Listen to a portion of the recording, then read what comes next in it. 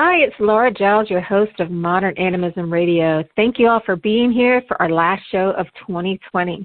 We're wrapping up the year with a podcast on how to do sovereignty and connection. So what I mean is I'm going to give you a strategy that's going to help you do that in your day-to-day life. Cool, right? Okay. But first, let's give gratitude to the elements and ancestors. Acknowledge and thank the lovely earth for all things tangible, our home, our bodies, our foundation, stability, persistence, beauty, and all those earthy qualities that keep us grounded and make our lives pleasurable. I acknowledge and thank the air for the ability to think and communicate those thoughts to other humans, creatures, and the spirit realm. We ask that you bring us clarity and enhance our curiosity so that we can continue to grow from this podcast and by connecting with each other. Acknowledge and thank fire for warmth, life, purification, passion, desire, and the drive to get up and go and create things in the world. I ask that you keep the fire of peace and love burning in our hearts. Acknowledge and thank water for giving us intuition, emotions, our spiritual natures, and our psychic powers. I ask that you help us move into our deep places today to illuminate what we're not seeing, what we're holding on to that it's time to let go of, and lend us your purification powers to transform ourselves with this strategy that I'm going to share today. I acknowledge and thank the ancestors from the plant, animal, mineral, and human realms. Thank you for being here and supporting us in ways that are seen and unseen. Thanks again to you, our listeners.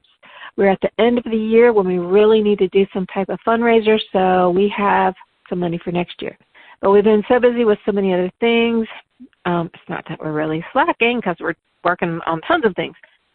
It's that we're volunteers with a teeny tiny staff. So if you want to help us out with a donation, you can contribute to our mission at buymeacoffee.com/Pan Society. So that's www. So that's a website. Sorry, I got the sniffles today. I'm going to try and get through this, hopefully with you understanding me and not too many snifflies. Okay, so what is the strategy that I'm talking about that can help you with understanding and implementing sovereignty and connection in your day-to-day life, which is the Pan Society pathway to animism, right? So first, let's go over what sovereignty is for those who are just tuning in, and maybe you're new to it. You're just like, what the heck is sovereignty? So when you think of a sovereign, you think of a ruler, right? The Queen of England is the sovereign. It also means to have ultimate authority. So you're the ruler of yourself. Probably your household, your children, and any possessions and animals within your domain. And everyone else has the same rights and responsibilities for themselves and the things that they control in their domain. This works best when we all observe healthy boundaries so we don't stray into someone else's territory. That would be kind of like grasping for power, dominating somebody else's borders and taking over. If you think of it in countries, I think it's easier to see like what boundaries mean and what your territory means, what's yours, what's theirs. So I'm sovereign and you're sovereign. But if that's all there was to it, it'd be a really lonely world. And the animist world isn't like that. We're all connected by this big web. Some things are closer to us and more like us, like humans. Other things are further away and less like us, like the mineral kingdom.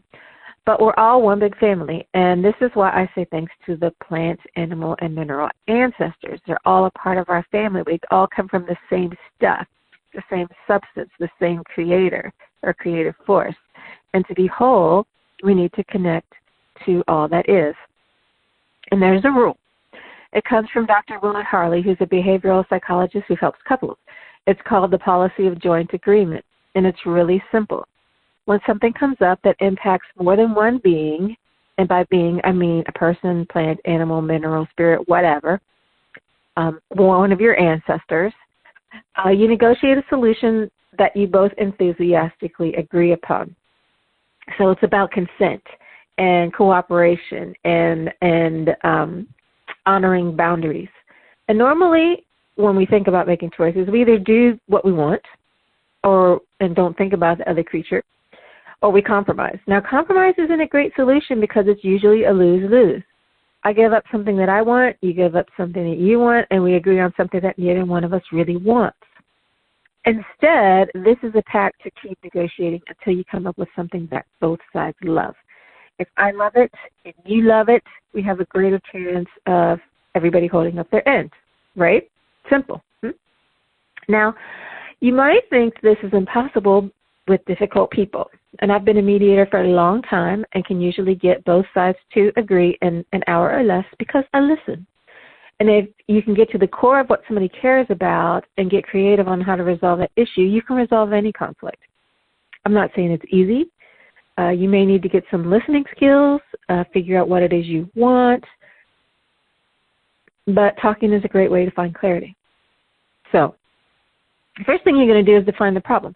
If you don't know what the problem is, then you could be on totally different pages and you're going to not connect. So you both have to be on the same page first. And then once you're sure that that's the case, then you can start brainstorming. And you throw out ridiculous ideas, throw out funny ideas, and not really for the purpose of finding a solution, but to find a path to the solution. So these crazy ideas could lead to solutions. If it were easy, then you'd already have a solution. So you might need to get creative because sometimes we get stuck in a rut and we only see things one way. So being creative can break that spell. It's like getting out of the everyday mind. That's not really what I want to call it, but that thing that you always see, getting out of that pattern. That's what the brainstorming creativity is for. And if things get heated, you take a break. But don't forget to come back to it. You both want something, so there's incentive to keep working at it. And some people like to talk a lot. If you're negotiating with one of them, your job is to listen to it all. Just let them talk, and as long as they need to talk. Listen for the key points to find what's important. It can get hard to listen to all that, and you get lost in all the details, but listen for the key points. They may need to ramble to find it themselves. Just be patient. And if you need to wander around, find out what you think, give yourself that space. It's not always quick or easy. Can't really describe my thinking process, but really what I need to do is sleep. So not talk, not think. And then when I wake up, it's kind of like clear. It's like my brain doesn't want I'm sleeping. I think I'm a kinesthetic thinker. I think with my body, and my body just figures it out and then passes the information to my brain. So you need to figure out your way of doing it. It's not always quick or easy, but it's worth it to find the solution that works for everyone. And this can work for groups of people as well, like if you're trying to figure out the best use of community land, let's say. So you may not get a consensus among 100 or 1,000 people, but hopefully you can get a consensus, so win-win-win-win-win-win among the leaders. Now, this only works if all parties are participating in good faith. If one has a power advantage or is trying to manipulate the others, that's not going to work. So you have to come into this with a spirit of cooperation, a spirit of community, a spirit of creating connection. So don't put yourself in a position of being weakened by somebody who wants to abuse you. If it's not equals, then it's not going to work. So it's really more about attitude, but if you're with somebody who is an animist, they get it, they want to have that connection, somebody cares about you, it's probably going to work okay. So, for example, most of my mediating cases are about custody.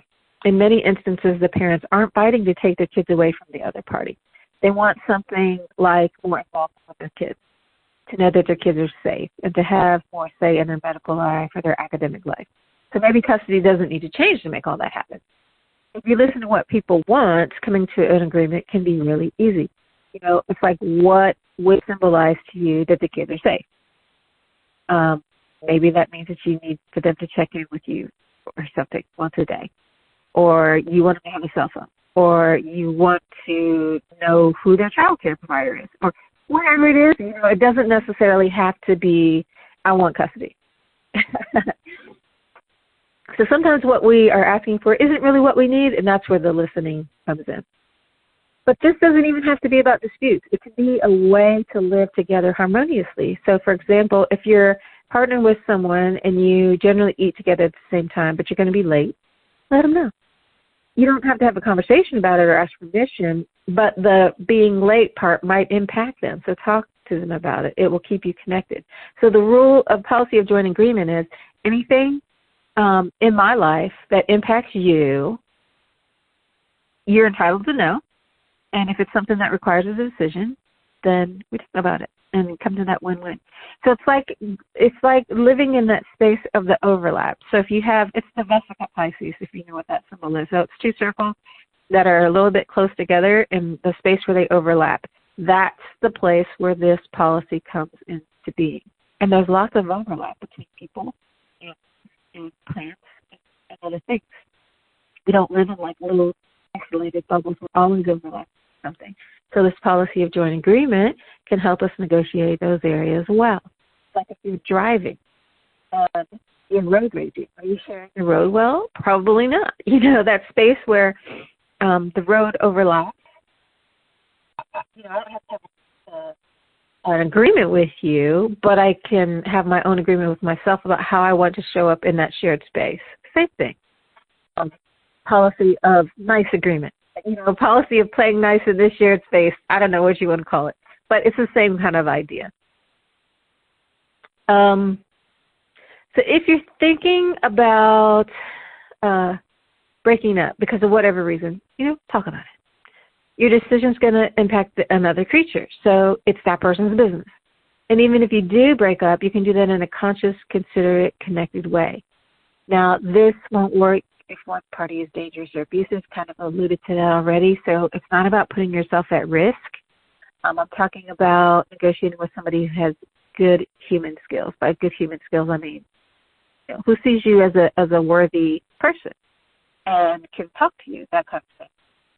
So let's bring it to a situation with animals, because I did say this is something that can be used universally, right?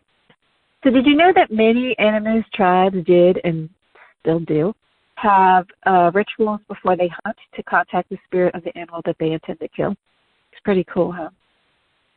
So they find him in the spirit form before they find him in the physical world. So in other words, they use the ritual to know where to hunt. Then they ask the animal to sacrifice itself for the benefit of the family or the tribe. So there's agreement on the soul level. The animal agrees, and when it's killed, there's often some type of ritual to give thanks to the animal. And there are lots of variations on this theme, but it's basically the policy of joint agreement. So if you come from a culture who thinks that eating meat is cruel, then this is the way around it. It's an agreement. So you're interacting and having a relationship with your food. And it's a respectful relationship. Everything eats something. Plants are alive too. I strongly suggest that you do the same thing with your plants that you're eating. So you can negotiate with plants when you use them for medicines or food. And there are some cultures who believe that if you don't do this, then they withhold their magic. So if you're using them in ritual, they're not going to be very magical. If you're using them for medicine, they're not going to yield their medicine. And if they're using them for food, then they're not going to be as nutritious.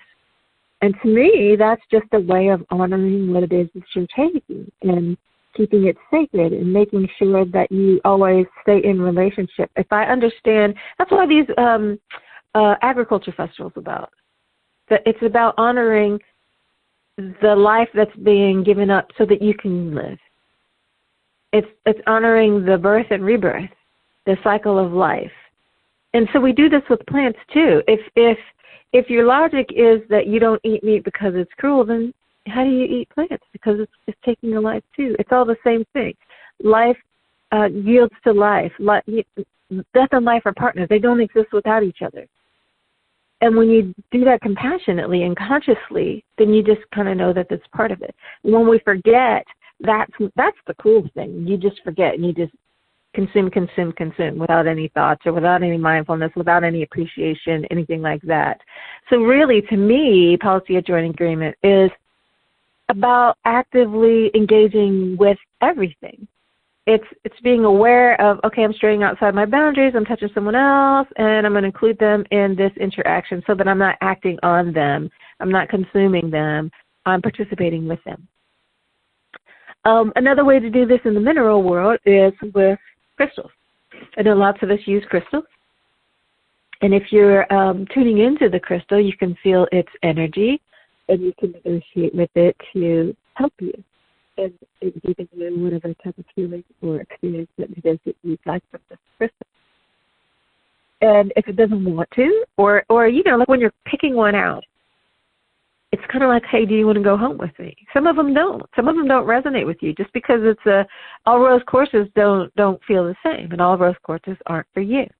All aventurines aren't for you. They're just really different. And so it's treating it with individuality, and it's asking it to participate in your journey. And it's being open to receiving what it has to give as well, because that's part of it. It's not just, here's what I want. It's here's what I'm willing to accept from you. If you're not willing to accept something, then that's okay. You're a sovereign being. You can do that. So, for example, this just popped into my head. My girlfriends and I were in this, I don't know if it was an antique store. It was an interesting store. Anyway, had lots of different things in it. And we came across this really big, intense, I think it was a Tibetan turquoise. I think it was a Tibetan turquoise. Wow, that thing had some juicy energy. And, we passed it around and everybody could feel it, and it was like, whoa. And it was calling to one person in particular. And I was really aware of its power, and I really had a lot of respect for it, but it was kind of scary to me. So it was kind of like, we didn't have this conscious conversation about, do you want to come home with me? But it was definitely like, I am not for you. And I got that. And the person that did end up buying it, it was for her. So that's kind of what I mean by negotiating with crystals, or whatever it is that you want to take home with you. It could be a chair, it could be anything, a car. And we do this with spirits too. Spirits are entities, they're beings, they're conscious, and when you ask the spirits for help, if it's a one-way relationship, it's not really much of a relationship where you're just taking, right? So you might negotiate with how do you want to do this relationship. A lot of times people will have an agreement to, okay, this first thing in the morning, that's our time. This is when we're going to meet. I'm going to give you this time, you're going to give me this time, and this is what we're going to do during that time. I think that works really, really well. And there's all kinds of ways that you could do policy or joint agreement with any kind of thing. It's just, it's about building awareness with how you move in all of the realms. I think this is a really great way to keep it structured. I like structure. I like chaos. You need a little bit of both to make things work. But having a foundation, to me, makes things move a little easier. So policy of joint agreement makes your engagement in life more conscious, because you have to think about what you're doing and who you're impacting. You become more aware of your boundaries, the space that you're taking up, the resources you're using, and where all this stuff comes from. Really, I think you participate more in life rather than acting on it, and you become less entitled and more engaged. There's a lot of finger pointing around entitlement right now, and people, if you're not doing this really, I think you're kind of missing out, because a lot of finger pointing that I see happening is from the people who are actually pretty entitled. So kind of the self-check. Hope that's useful for you. That's all for this week. I'd love to hear your comments. Please consider supporting us, and you can send your donations online from our website at pansociety.net. I'd also ask you to like, share, and subscribe to our channel. That also helps us a lot. And if you want to join a conversation, you can find us on Facebook or MeWe. I'm Laura Giles. I'll see you next week, and thank you so much for tuning in. Ciao.